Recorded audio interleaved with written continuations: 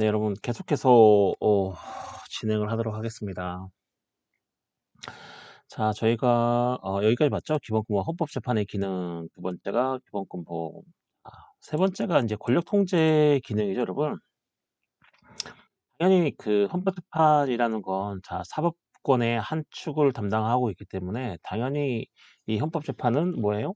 네, 당연히 입법행정, 네, 사법까지도 네, 통제를 하죠, 여러분. 자, 헌법재판은 포괄적인 권력 통제 장치죠, 그렇죠?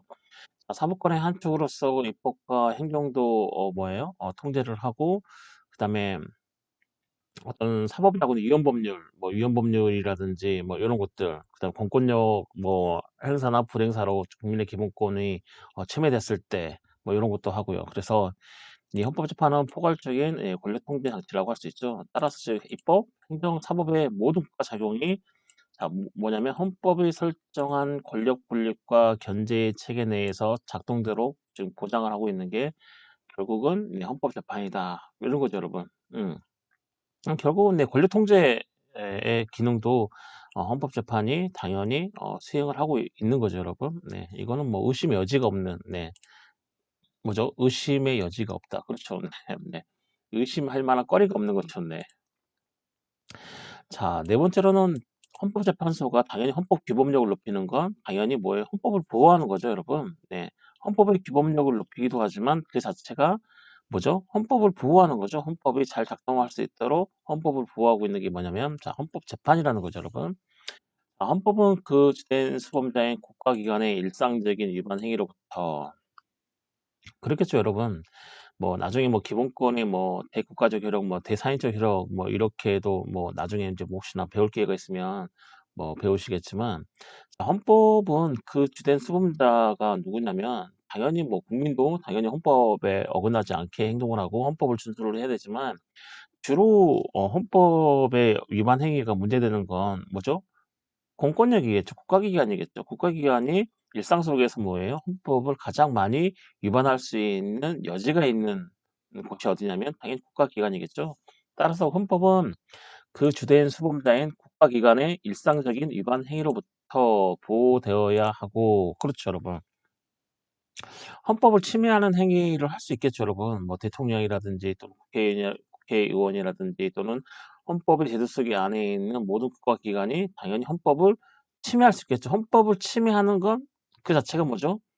네, 그쵸. 일상적인 위반 행위로부터 보호돼야 한다는 게 당연히 그러한 국가기관이 헌법을 침해할 수 있는 가능성이 매우 크기 때문에 고런 어떤 뭐죠? 어떤 세력, 즉 국가 권력 또는 국가기관으로부터의 어떤 침해를 방지를 하는 게 뭐냐면 헌법재판이고, 이 역할을 하는 게 당연히 헌법재판이 담당하지만 헌법 질서에 보다 직접적이고 적극적인 공격, 침해 행위로부터 헌법 질서를 보호할 필요가 있고, 이러한 역할 또한 헌법재판이 담당한다. 결국에는 뭐냐면 헌법재판소가 수행하는 헌법재판은 뭐죠? 헌법 보호 기능도 담당하고, 이 헌법 보호 기능이라는 게 뭐냐면 결국에는 우리가 일상생활로부터 생각을 할 수 있는 게 어떤 국가기관의 헌법을 침해해가지고 헌법을 위반하는 행위, 그 행위로부터 이 헌법재판이 헌법을 보호하기도 하지만 그거보다 더 큰, 여기 있죠? 그거보다 보다 직접적이고 적극적인 또는 어떤 공격이라든지 침해 행위, 그거보다 더 훌륭한 게 아니죠. 그거보다 훨씬 더 큰 침해 행위로부터 헌법을 보호하고 헌법 질서를 보호할 필요가 있고, 또 이러한 역할을 하는 게 바로 또 뭐냐면 헌법재판이 담당하고 있다. 결국에는 뭐 헌법의 그 침해 행위가 일상생활에서 소소히 일어나는 그런 국가기관의 침해로부터 아니면은 더 크게 외부로부터 어떤 침해 행위에 대해서 보호하고 있는 것도 결국은 뭐냐면 헌법재판이 헌법을 보호하고 있는 기능 중에 하나라고 네, 볼 수가 있는 거죠, 여러분. 이해하시나요, 여러분? 그렇고요. 여기 헌법재판의 법적 성격을 볼까요? 뭐 이건 뭐 어렵지 않습니다, 여러분. 네, 뒤에 가면 이제 일반 심판 절차하고 뭐 특별 심판 절차 해가지고 뭐 일반 심판 절차는 어쩌고 저쩌고 하네, 뭐 이런 것들이 조금 더 네, 여러분에게 이해하기 좀 어렵겠죠, 여러분. 네, 헌법재판의 법적 성격 볼까요? 헌법재판은 당연히 사법작용이다. 그렇죠, 여러분. 네, 사법권의 한 축이기 때문에 이 헌법재판은 당연히 사법작용인 거죠, 여러분. 그리고 헌법에 관하여 다툼이 있는 경우 심판 청구에 기초한다. 어떤 거에 기초하냐면 자, 여러분 재판의 소극성인 거죠, 여러분. 음. 재판의 특성 중에 재판의 소극성이 있어요. 여러분 재판의 소극성은 뭐예요? 기억나시나요? 재판이 시작이 되려면 누군가가 재판을 뭐예요? 청구를 해야 되잖아요. 청구. 그쵸? 적극적이지 않고 누군가가 재판을 청구해야지만 재판이 개시가 되기 때문에 재판이 시작이 되기 때문에 당연히 뭐예요? 이 헌법재판도 사법작용이면 틀림없고 헌법에 관하여 다툼이 있는 경우에 재판의 소극성이 특성 때문에 당연히 왜냐하면 헌법재판도 재판이기 때문에 재판의 소극성이라는 특성을 가지고 있고 따라서 헌법에 관해서 어떤 문제나 쟁송이 생겼을 때에 자, 헌법재판소는 어디에 기초를 하냐면 당연히 심판 청구에 기초한다. 그렇죠. 헌법재판은 당연히 심판 청구에 기초를 하죠, 여러분. 어떤 심판, 뭐 헌법 소원 심판이라든지 권한쟁의 심판이라든지 또는 뭐 탄핵 심판이라든지 어떤 누군가가 청구를 하죠, 여러분. 자, 그 뭐죠? 그 심판 청구죠. 네, 헌법재판소에 심판을 청구한다 이러죠. 네, 자, 이 심판 청구에 기초하여 결국에는 이 헌법재판소가 뭐 하냐면 헌법재판을 통해서 어떤 게 법이다. 자, 이게 바로 법이다라고 유권적으로 결정하는 것이 바로 뭐냐면 이 헌법재판인 거죠, 여러분. 그렇죠. 헌법재판이라는 게 당연히 헌법에 관하여 다툼이 생겼을 때 어디에 기초한다 그랬어요? 예, 심판 청구에 기초하여서 헌법재판소가 이게 바로 본질적으로 헌법재판소가 내리는 게 뭐냐면 이게 본질적인 이게 헌법이다. 이 헌법의 본질적인 의미 이런 것이다. 네, 헌법의 본질적인 이 법률은 헌법적으로 비춰봤을 때 뭐 이런 것이다 저런 것이다. 결국은 본질적으로 어떤 걸 밝히는 거냐면 무엇이 법이다. 어떤 것이 법이다. 이것은 자, 이러한 의미의 법이다라고 유권적, 즉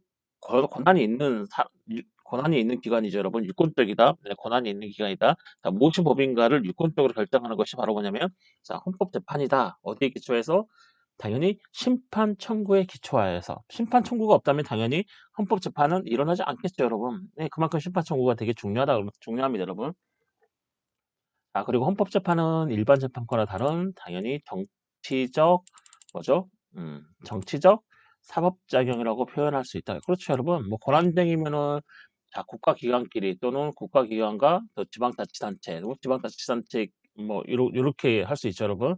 자, 이런 것 자체가 되게 정치적인 거죠, 여러분. 탄핵이면은 뭐 대통령이라든지 또는 뭐 국무총리라든지 뭐 헌법재판소장이라든지 뭐 대법관이라든지 이런 애들 탄핵당하는데 당연히 그런 탄핵은 자체가 뭐냐면 국가 권력이 뭐죠? 속된 말로 날아가는 거죠.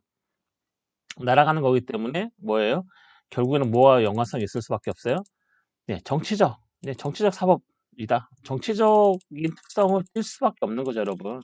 네, 그래서 헌법재판소를 다른 말로 뭐 정치재판소다라고 뭐 얘기도 합니다. 사법재판소이기도 하지만, 네, 정치재판소라고 하는 게 뭐냐면, 이 헌법이라는 게 이 정치적 특성을 갖잖아요. 헌법이라는 게. 그리고 그 헌법적 문제를 다루는 기관이 당연히 헌법재판소고, 그 헌법재판소가 행하는 게 뭐냐면 헌법재판인데, 당연히 이 헌법재판에는 어떠한 특성이 띄어요? 네, 정치적인 특성을 띌 수밖에 없고, 그렇다면 정치적 사법작용이라고 표현할 수가 있다, 없다? 당연히 있겠죠, 여러분. 네. 자, 헌법재판의 사법작용으로서의 성격은 모든 심판 유형에 공통적으로 타당한 것이다. 그렇죠, 여러분.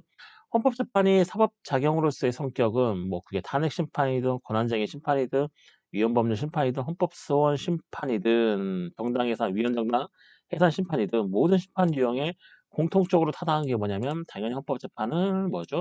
네, 사법작용이다 이런 거죠. 그렇죠? 자, 헌법재판이 입법 작용으로서의 요소를 지니는 점은 규범 통제 절차에서 두드러진다. 자, 이게 무슨 말이냐면 헌법재판의 어떤 그 법적 성격 중에 자, 헌법재판은 첫 번째로 사법작용으로 할 수 있고 자, 두 번째로는 당연히 헌법이 띠는 특성 중에 자, 정치성이 있죠. 네, 헌법은 정치성을 띠고 있죠. 그렇기 때문에 당연히 이 헌법재판도 정치적 사법작용이라고 표현할 수 있기 때문에 자, 헌법재판의 법적 성격이 뭐 정치적 사법작용이라고 표현할 수도 있고요.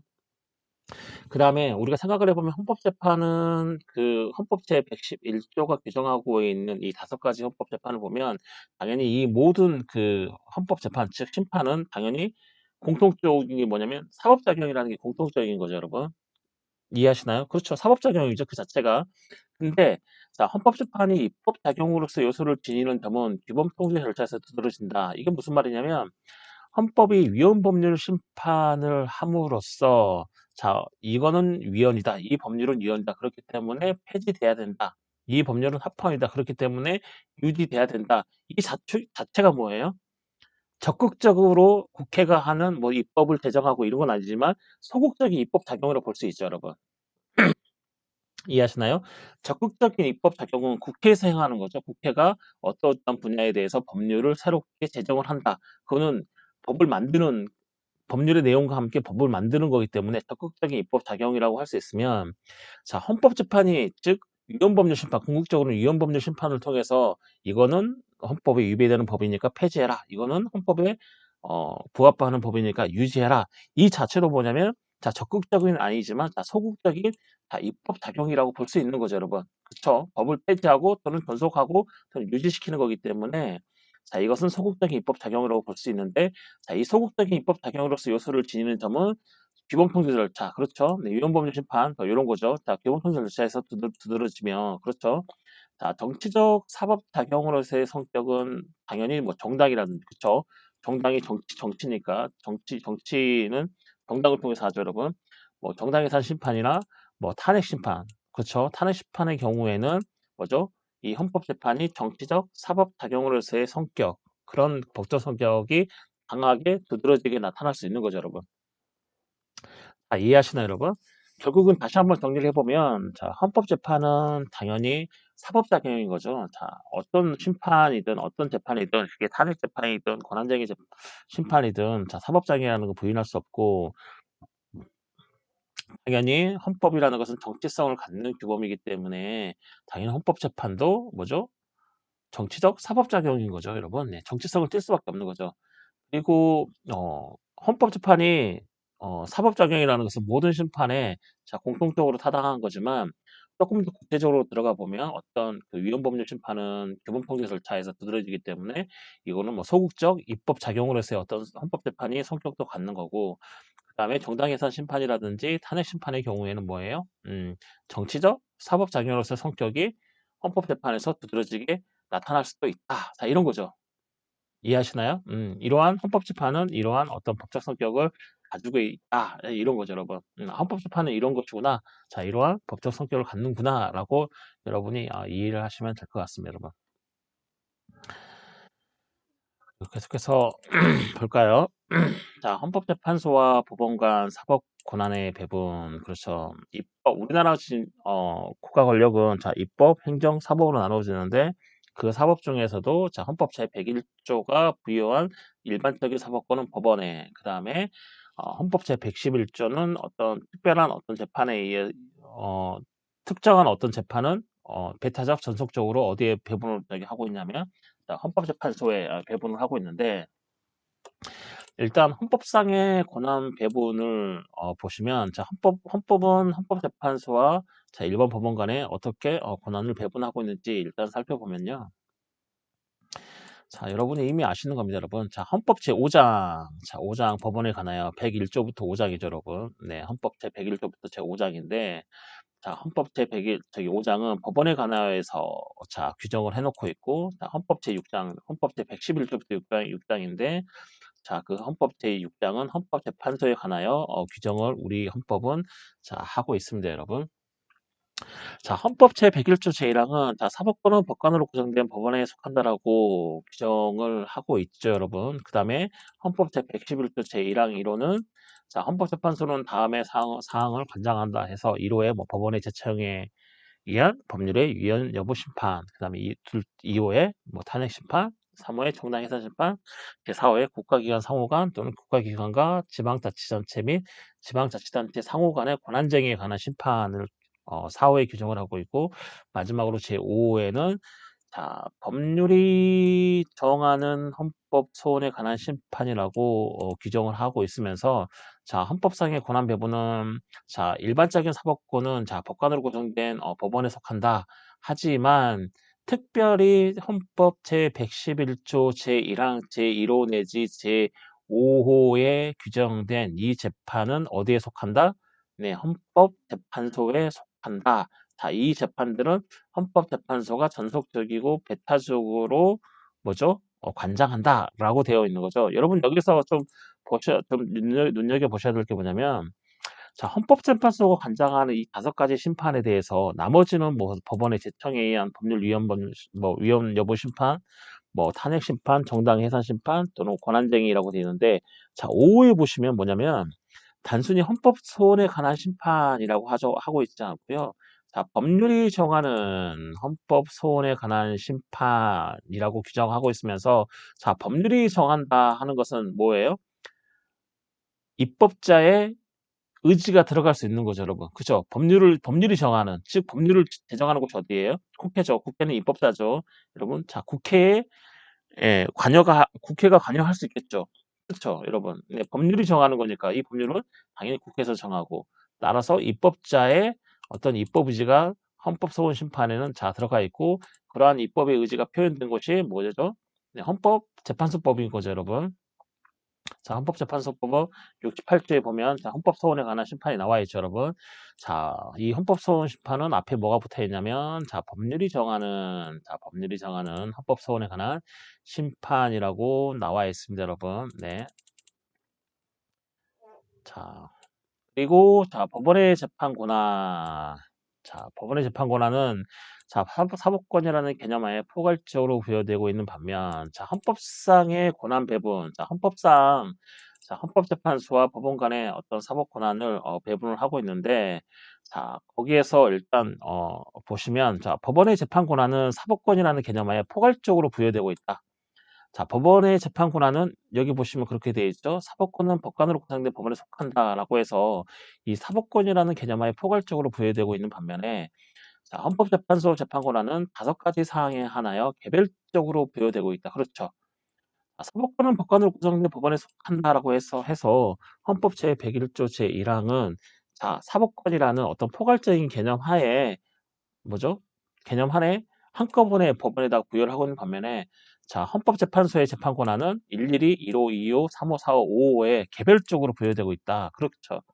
따라서 우리 헌법은 일반 법원의 재판 사항에 관하여는 예시주의, 그렇죠. 포괄적이기 때문에 예시주의, 그다음에 헌법재판소의 재판 사항에 관하여는 뭐냐면, 열거주의를 취하고 있다. 이게 바로 뭐냐면, 헌법재판소가 권한을 행사할 수 있는 심판은 헌법 제111조 제1항 제1호부터 5호. 여기 열거되어 있어요. 이 열거된 외에는 헌법재판소는 재판 적용을 수행할 수가 없는 거죠, 여러분. 열거주의, 이 열거된 거에서만 가능하고, 하지만 헌법 제101조는 사법권은 법관으로 구성된 법원에 속한다 하면서 이 사법권이라는 개념 하에 포괄적으로 이 법원의 재판 권한을 부여했기 때문에, 이거는 예시로 볼 수 있는 거죠. 개괄주의로 볼 수 있는 거죠. 예를 들면 개괄주의죠. 네, 개괄주의. 결국은 뭐냐면, 네, 예시주의도 맞고, 개괄주의. 네, 개괄주의가 조금 더 적합하겠네요. 네, 개괄주의. 네, 뭐냐면 개괄적으로, 네, 헌법재판소가 하는 그 헌법재판 외에는 나머지는 어디서 한다? 네, 일반 법원, 네, 일반 법원에서 한다. 지방법원, 고등법원, 대법원으로 구성된 그 일반 법원에서 나머지 재판은 한다. 이런 거죠, 여러분. 자, 우리 헌법은 그렇게 정하고 있는 거죠. 자, 법원의 재판 권한에 대해서는 사법권이라는 개념하에 포괄적으로 부여를 해서 개괄주의를 취하고 있고, 헌법재판소의 재판 사항은 헌법 제111조 제1항 제1호부터 5호까지 규정을 하고 있어서 열거주의를 채택하고 있습니다. 그거 외에는 못한다. 그리고 그렇다면 결국은 법원의 재판 권한은 헌법재판소가 관장하는 헌법재판을 주의한 나머지에 대해서는 어디서 한다? 네, 법원에서 한다는 거죠, 법원. 이해하시나요? 네. 자, 여기까지 하고 잠깐 또 쉬었다가, 네, 계속해서 하도록 하겠습니다.